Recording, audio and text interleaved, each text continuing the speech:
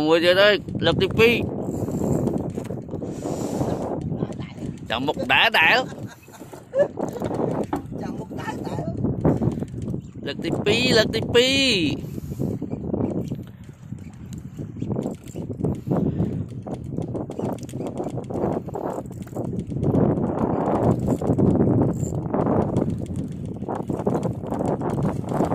bật mới là lơ vay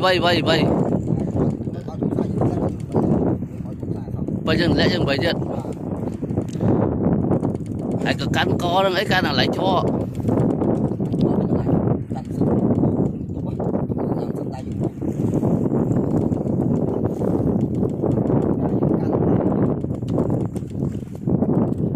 vui tiền ơi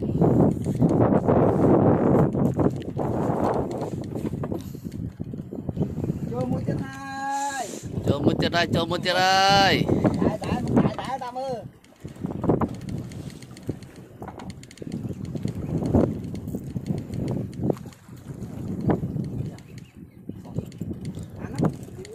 cầm cúi đã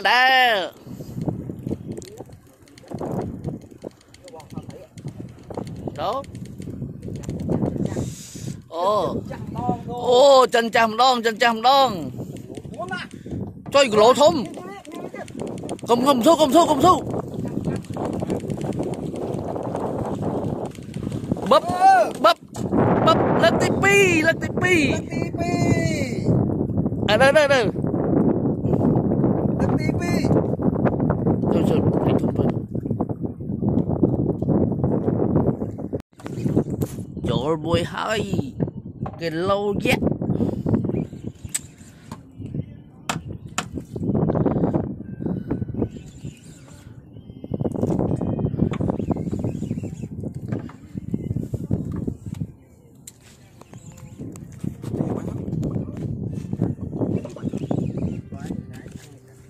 chăm bánh ơi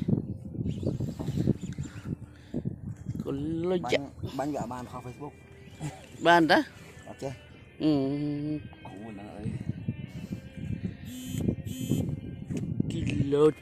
kilo dạ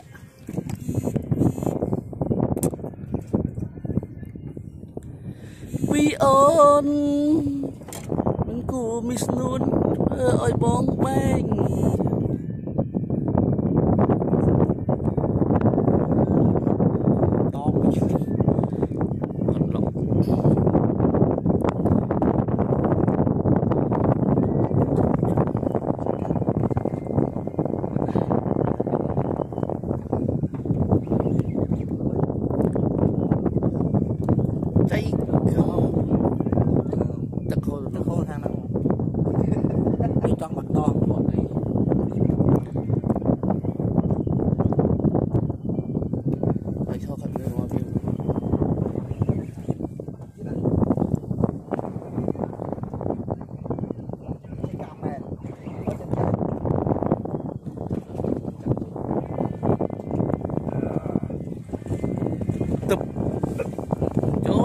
cho hơi trong con tôm là không có nó bốc đâu cản tư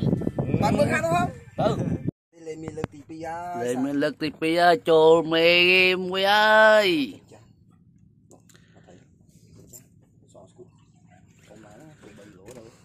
cho lá cho ơi cho mẹ smart thùng